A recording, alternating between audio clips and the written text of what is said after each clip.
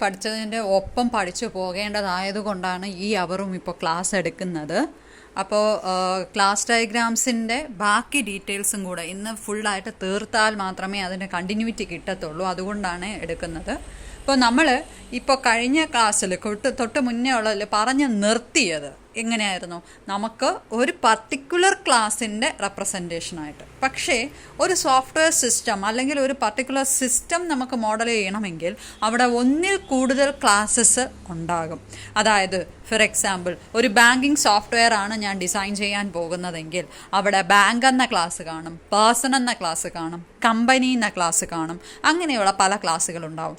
ഇപ്പോൾ ഒരു college software ആണ് ഞാൻ ഡിസൈൻ ചെയ്യുന്നതെങ്കിൽ ടീച്ചർ, സ്റ്റുഡൻറ്റ്, അതല്ലെങ്കിൽ ലൈബ്രറി, അങ്ങനെയുള്ള ആക്സസറീസ് ഉൾപ്പെടെ അങ്ങനെ ഓരോരോ സെപ്പറേറ്റ് ആയിട്ടുള്ള ക്ലാസ്സസ് ഉണ്ടാകും. അപ്പോൾ നമുക്ക് സാധാരണ ക്വസ്റ്റ്യൻ വരുന്നത്, ഒരു ക്ലാസ് ഡയഗ്രാമിൻ്റെ ക്വസ്റ്റ്യൻ വരുന്നതെന്ന് വെച്ച് കഴിഞ്ഞാൽ draw a class diagram to implement in a system എന്നായിരിക്കും. അത് ചിലപ്പോൾ ലൈബ്രറി മാനേജ്മെൻറ്റ് സിസ്റ്റം ആയിരിക്കാം, ചിലപ്പോൾ ഒരു ഹോസ്പിറ്റൽ മാനേജ്മെൻറ്റ് സിസ്റ്റം ആയിരിക്കാം, ചിലപ്പോൾ ഒരു സ്കൂളായിരിക്കാം, ചിലപ്പോൾ ഒരു ബാങ്ക് ആയിരിക്കാം, അങ്ങനെ എല്ലാം ആയിരിക്കാം. പറഞ്ഞു വരുന്നത്, അങ്ങനെയുള്ള സിസ്റ്റംസ് ഇംപ്ലിമെൻറ്റ് ചെയ്ത് കഴിഞ്ഞാൽ ഇംപ്ലിമെൻറ്റ് ചെയ്യണമെങ്കിൽ we are in need of connecting classes. അതായത് ഇപ്പോൾ ഒരു പേഴ്സൺ എന്ന് പറയുന്ന ക്ലാസ്സും ഒരു കമ്പനി എന്ന് പറയുന്ന ക്ലാസ്സും തമ്മിൽ ചിലപ്പം കണക്ട് ചെയ്യേണ്ടി വരും. ബാങ്കിലാകുമ്പോൾ പേഴ്സണും ബാങ്ക് ബ്രാഞ്ചുമായിട്ടും കണക്ട് ചെയ്യേണ്ടി വരും. അങ്ങനെയുള്ള കണക്ഷൻസിൻ്റെ ഡീറ്റെയിൽസും അതിൻ്റെ കാര്യങ്ങളും അതിൻ്റെ കുറച്ച് ഫീച്ചേഴ്സും കൂടെ മനസ്സിലായാൽ മാത്രമേ ഒരു പർട്ടിക്കുലർ സിസ്റ്റം തന്നു കഴിഞ്ഞാൽ നമുക്ക് ഒരു പർട്ടിക്കുലർ ക്ലാസ് ഡയഗ്രാം ക്രിയേറ്റ് ചെയ്യാൻ പറ്റുള്ളൂ, ഫുൾ ഫ്ലെഡ്ജിൽ ക്രിയേറ്റ് ചെയ്യാൻ പറ്റത്തുള്ളൂ. അപ്പം അതിലാദ്യം അറിയേണ്ട കാര്യമാണ് ലിങ്ക്സ് ആൻഡ് അസോസിയേഷൻ. പേര് കണ്ടിട്ട് ആ പേര് വെച്ച് തന്നെ പറയാം. ലിങ്ക് എന്ന് പറയുമ്പോൾ എന്താ?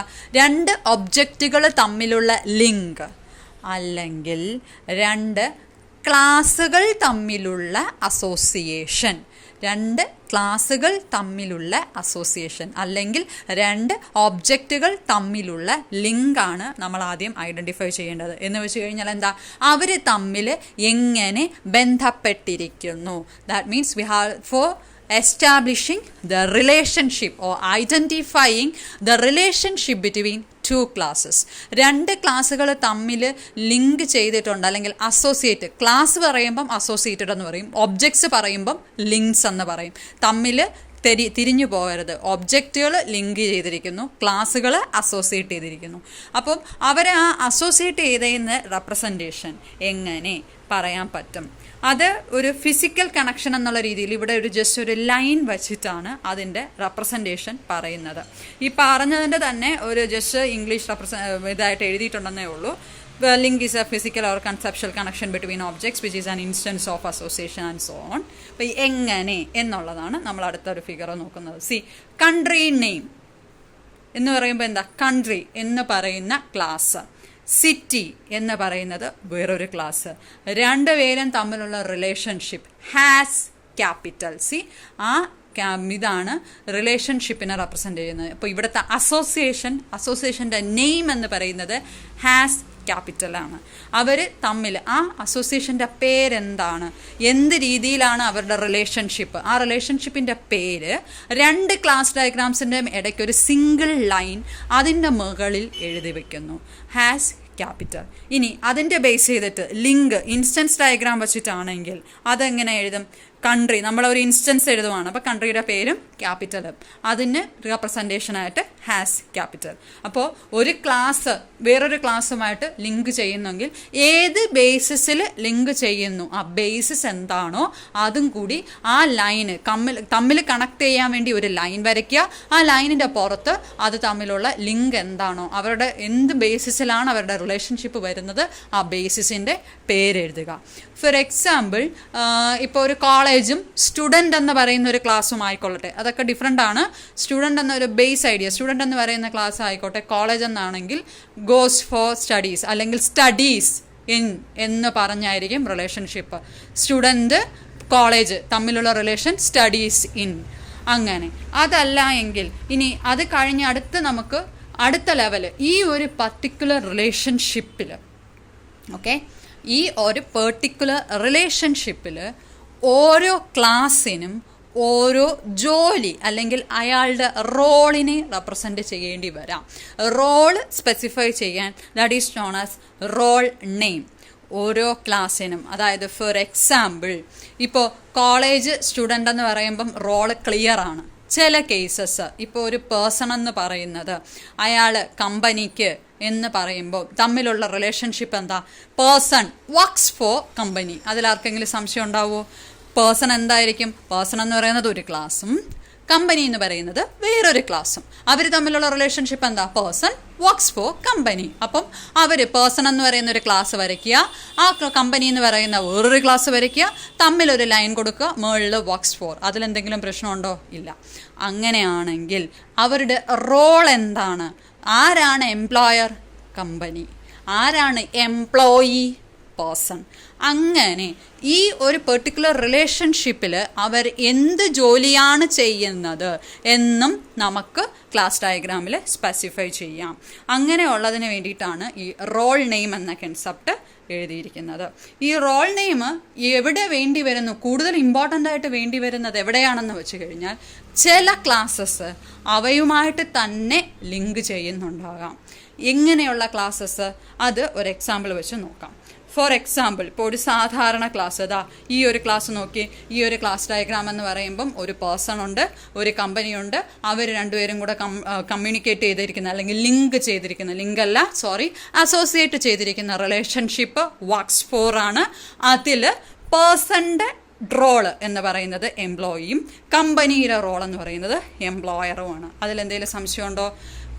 ഉണ്ടെങ്കിൽ ഇനി എന്തെങ്കിലും സംശയം ഇതിനകത്ത് ഇനി വരുന്നുണ്ടെങ്കിൽ എന്നെ ദയവേത് കോണ്ടാക്ട് ചെയ്യുക. അത് കഴിഞ്ഞ് ഇനി അടുത്ത് നമ്മൾ പേഴ്സണും കമ്പനിയും ഉണ്ട്, എംപ്ലോയിയും എംപ്ലോയറും ഉണ്ട്. ചിലപ്പോൾ ഈ പേഴ്സണിനകത്ത് ഹയർ ലെവൽസ് ഓഫ് പേഴ്സൺസ് ഇല്ലേ, അതായത് മാനേജർ, CEO, പിന്നെ അതല്ലാതെ COO, അങ്ങനെ എക്സിക്യൂട്ടീവ് ഓഫീസർ, അങ്ങനെയുള്ള ഹയർ. പക്ഷെ അവരും ഇൻറ്റേൺ ആര് തന്നെയാണ്? അവരും ഈ കമ്പനിയിലെ ഒരു എംപ്ലോയി തന്നെയാണ്. അപ്പോൾ വേണമെങ്കിൽ പേഴ്സണിനകത്ത് നമുക്ക് വീണ്ടും ഒരു ലിങ്ക് കൊടുക്കാം, മാനേജേഴ്സ് അല്ലെങ്കിൽ മാനേജർ എന്ന് പറഞ്ഞ് ലിങ്ക്. അപ്പോൾ എന്തുണ്ടാവും? അതിനകത്തുള്ള മാനേജേഴ്സ് ആരൊക്കെ കുറച്ചുകൂടെ ഡീറ്റെയിൽ ആയിട്ട് പിന്നെ പോകുമ്പം അത് ക്ലിയർ ആവും. തൽക്കാലം ഇത്രയും മാത്രം നന്നായിട്ട് മനസ്സിലാക്കുക. 2 ക്ലാസ്സസ്, അവരുടെ അസോസിയേഷൻ റെപ്രസെൻ്റ് ചെയ്യാൻ ഒരു ലിങ്ക്, ആ ലിങ്കിൽ നിന്ന് വർക്ക്സ് ഫോർ പോകുന്നു. ആ ലിങ്ക് എന്തിൻ്റെ ബേസിസിലാണെന്നുള്ളത് പറയുന്നു. 2 പേരുടെ റോൾസും പറയുന്നു. ഇനി ഇതിൻ്റെ കൂടെ അടുത്ത റെപ്രസെൻറ്റേഷൻ, ഈ റെപ്രസെൻറ്റേഷൻസ് എല്ലാം അറിഞ്ഞിരുന്നാൽ മാത്രമേ എളുപ്പം നമുക്കൊരു ക്ലാസ് ഡയഗ്രാം വരയ്ക്കാൻ പറ്റുള്ളൂ. നെക്സ്റ്റ് റെപ്രസെൻറ്റേഷൻ എന്ന് പറയുന്ന അഗ്രിഗേഷൻ. അഗ്രിഗേഷൻ എന്ന് പറയുമ്പോൾ എന്താ? ഒന്നിനകത്ത് ഒന്ന്. ഈസ് എ അല്ലെങ്കിൽ ഈസ് എ എന്ന് പറയുന്നതിനെക്കാട്ടും പാർട്ട് ഓഫ്, അതിനകത്ത് എന്ന് വെച്ച് കഴിഞ്ഞാൽ സിമ്പിൾ എക്സാമ്പിളായിട്ട് പറഞ്ഞു കഴിഞ്ഞാൽ ഒരു ടെക്സ്റ്റ് ബുക്ക്. ആ ടെക്സ്റ്റ് ബുക്കിനകത്ത് കുറേ പേജസ് ഉണ്ടാവും. ഒരു പേജിനകത്ത് കുറേ പാരഗ്രാഫ്സ് ഉണ്ടാവും. ഒരു പാരഗ്രാഫിനകത്ത് കുറേ സെൻറ്റൻസസ് ഉണ്ടാവും ഇല്ലേ? എന്ന് വെച്ച് കഴിഞ്ഞാൽ എന്താ? അകത്ത്, ടെക്സ്റ്റിന് അകത്ത്, പേജസിന് അകത്ത്, പാരഗ്രാഫ്സിന് അകത്ത്, സ്റ്റേറ്റ്മെൻറ്റ്സിന് അകത്ത് ലെറ്റേഴ്സ്. അതായിരിക്കില്ലേ ഒരു ബുക്കിൻ്റെ സ്ട്രക്ചർ എന്ന് പറയുന്നത്. അപ്പോൾ ഒന്നിനകത്തൊന്ന് അങ്ങനെ പറയുന്ന ഓരോ ക്ലാസ്സും, അപ്പോൾ ഒരു ക്ലാസ്സിനകത്താണ് വേറൊരു ക്ലാസ് എന്ന് കാണിക്കാൻ പറ്റുന്ന റെപ്രസെൻറ്റേഷനാണ് അഗ്രിഗേഷൻ റെപ്രസെൻറ്റേഷൻ എന്ന് പറയുന്നത്. അതിനെ റെപ്രസെൻ്റ് ചെയ്യുന്നത് നോക്കിയേ, ആരയിലേക്കാണോ അത് അഗ്രിഗേറ്റ് ചെയ്ത് പോകുന്നത് അവിടെ ആ എൻഡിൽ ഒരു diamond shape, then followed by a line. Okay, sentence പാരഗ്രാഫിനകത്താണ്, പാരഗ്രാഫിൻ്റെ പാർട്ടാണ് സെൻറ്റൻസ്. അപ്പം ആരിലേക്ക് അഗ്രിഗേറ്റ് ചെയ്യുന്നോ സെൻറ്റൻസ് പാരഗ്രാഫിലേക്ക് അഗ്രിഗേറ്റ് ചെയ്യുന്നത് കാരണം പാരഗ്രാഫിൻ്റെ സൈഡിൽ ഒരു സിമ്പൽ, ഒരു ഡയമണ്ട് സിമ്പലാണ് കൊടുത്തിരിക്കുന്നത്. ഇനി what's the difference between these two? അഗ്രിഗേഷനും അസോസിയേഷനും തമ്മിലുള്ള ഡിഫറൻസ് എന്താണ്? ഡിഫറൻസ് ഇത്രയേ ഉള്ളൂ. നമ്മൾ അഗ്രിഗേഷൻ എന്ന് പറയുമ്പോൾ എന്താ? അത് ഇതിനകത്താണ്, അതിൻ്റെ ഒരു പാർട്ടാണ് എന്ന് വെച്ച് കഴിഞ്ഞാൽ എന്താ? ഈ സെൻറ്റൻസ് സെപ്പറേറ്റ് ആണ് എന്ന് പറഞ്ഞു കഴിഞ്ഞാലും സെൻറ്റൻസ് ആരുടെ പാർട്ടാണ്? ഒരു ഡോക്യുമെൻറ്റിൻ്റെ അല്ലെങ്കിൽ അതിനകത്തെന്ന് പറയുമ്പോൾ ഒരു പാരഗ്രാഫിൻ്റെ പകരം തിരിച്ച് നമുക്ക് പറയാൻ പറ്റുമോ? ഒരു കുറേ കൂടെ ഡീറ്റെയിൽ ആയിട്ട് അല്ലെങ്കിൽ ഒരു സിമ്പിൾ പ്രാക്ടിക്കൽ എക്സാമ്പിളായിട്ട് പറഞ്ഞു കഴിഞ്ഞാൽ ഒരു കമ്പനിയുണ്ട്. ആ കമ്പനി എന്ന് പറയുന്നത് ഒരു അഗ്രിഗേഷൻ ഓഫ് ബ്രാഞ്ചസ് ആണ്. ഒരു കമ്പനിക്ക് പലയിടത്തും ബ്രാഞ്ചുണ്ട്. ആ ബ്രാഞ്ചിനകത്ത് പല ഡിപ്പാർട്ട്മെൻറ്റും പല പല ഓഫീസസും ഉണ്ട്. ഇതെല്ലാം എന്താ? അഗ്രിഗേറ്റഡ് ആണ്. പക്ഷേ കമ്പനി എന്ന് പറയുന്നത് is it an aggregation of A person? അവിടെ ജോലി ചെയ്യുന്ന ആൾക്കാരുടെ അഗ്രിഗേഷൻ ആകുമോ കമ്പനി? ഇല്ല. എന്തുകൊണ്ട്? കാരണം ആ പേഴ്സൺ വേണമെങ്കിൽ വേറെ കമ്പനിക്കും വർക്ക് ചെയ്യുന്നുണ്ടാവാം എക്സ്ട്രാ ആയിട്ട്. അതുമല്ലാതെ പേഴ്സൺ എന്ന് പറയുന്നത് ഒരു സെപ്പറേറ്റ് എൻറ്റിറ്റിയാണ്. അയാൾക്ക് അയാളുടേതായിട്ടുള്ള ആട്രിബ്യൂട്ട്സ് എല്ലാം ഉണ്ട്. ഇൻഹെറിറ്റ് ചെയ്യാൻ ഹയർ ലെവൽസിൽ നിന്ന് മാറുന്നതായിട്ടുള്ള സെപ്പറേറ്റ് എക്സിസ്റ്റൻസ് ഉണ്ട്. പക്ഷേ ഒരു കമ്പനിയുടെ ഓഫീസിന് സെപ്പറേറ്റ് എക്സിസ്റ്റൻസ് ഉണ്ടോ? കമ്പനി ഇല്ലാതെ. കമ്പനി ഉണ്ടെങ്കിലേ കമ്പനിയുടെ ഓഫീസുള്ളൂ, കമ്പനി ഉണ്ടെങ്കിലേ കമ്പനിയുടെ ഡിപ്പാർട്ട്മെൻ്റ് ഉള്ളൂ, കമ്പനി ഉണ്ടെങ്കിലേ കമ്പനിയുടെ ബ്രാഞ്ച് ഉള്ളൂ. അതാണ് difference between aggregation and association. ഈ ടേംസ് ഒക്കെ ഇമ്പോർട്ടൻ്റ് ആണ്.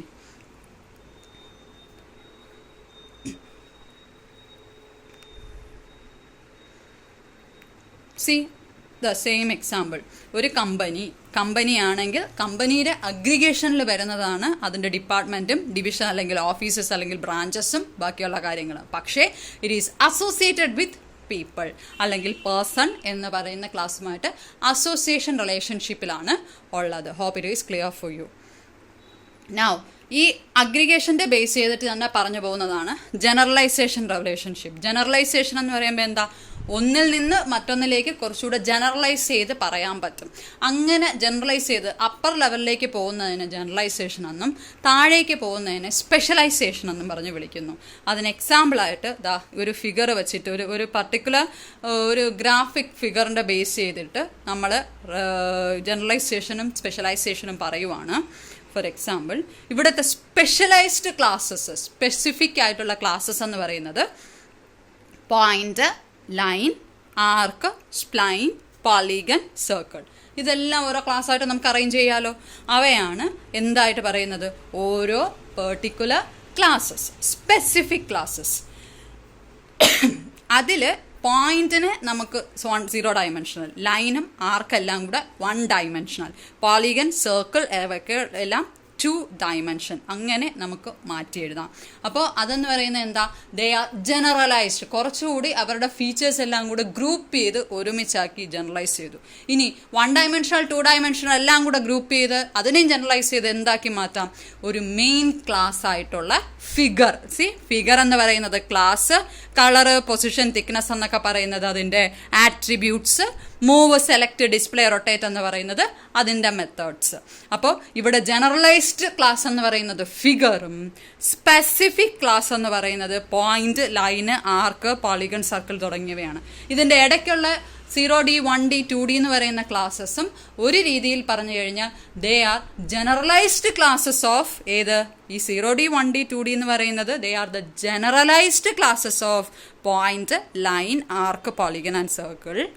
But they are again specific classes of figure. ഫിഗറിൽ നിന്ന് കുറച്ചുകൂടെ സ്പെസിഫിക് ആണ്, എന്നാൽ പോയിന്റ്, ലൈന് തുടങ്ങിയവയെക്കാട്ടിയും കുറച്ചുകൂടെ ജനറലാണ്. രണ്ടിൻ്റെയും ഇടയ്ക്ക് വരും. മോസ്റ്റ് ജനറലായിട്ട് വരുന്നത് ഫിഗറിൻ്റെതും മോസ്റ്റ് സ്പെസിഫിക് ആയിട്ട് വരുന്നത് പോയിന്റിൻ്റെതും. അപ്പോൾ നിങ്ങൾക്ക് ഒരു ക്വസ്റ്റ്യൻ കിട്ടിയാൽ എന്ത് ചെയ്യണം എന്നുള്ളതാണ് അടുത്ത ഇത്. നമുക്കിപ്പോൾ ഒരു ക്വസ്റ്റ്യൻ, ഒരു ക്ലാസ് ഡയഗ്രാം തന്നു, ഈ ഒരു പർട്ടിക്കുലർ ക്ലാസ് ഡയഗ്രാം ഈ ഒരു സിറ്റുവേഷന് വേണ്ടി അറേഞ്ച് ചെയ്യാമെന്ന് പറയുമ്പോൾ ആദ്യം നിങ്ങൾ ചെയ്യേണ്ടത് അതിന് വേണ്ടുന്ന പർട്ടിക്കുലർ ക്ലാസ്സസ് ഐഡൻറ്റിഫൈ ചെയ്യുക. ആ ക്ലാസ്സസിനെ റെപ്രസെൻ്റ് ചെയ്യണമെങ്കിൽ വേണ്ടുന്ന ബേസിക് ആട്രിബ്യൂട്ട്സ് ഐഡൻറ്റിഫൈ ചെയ്യുക, ബേസിക് മെത്തേഡ്സ് ഐഡൻറ്റിഫൈ ചെയ്യുക, അവരെ തമ്മിൽ എങ്ങനെ റിലേറ്റ് ചെയ്യാമെന്നുള്ളത് നോക്കുക. That is A method for drawing A class diagram. ഇനി നമ്മൾ 2 ക്ലാസ് ഡയഗ്രാംസ് ഡിസ്കസ് ചെയ്യാൻ പോവുകയാണ്.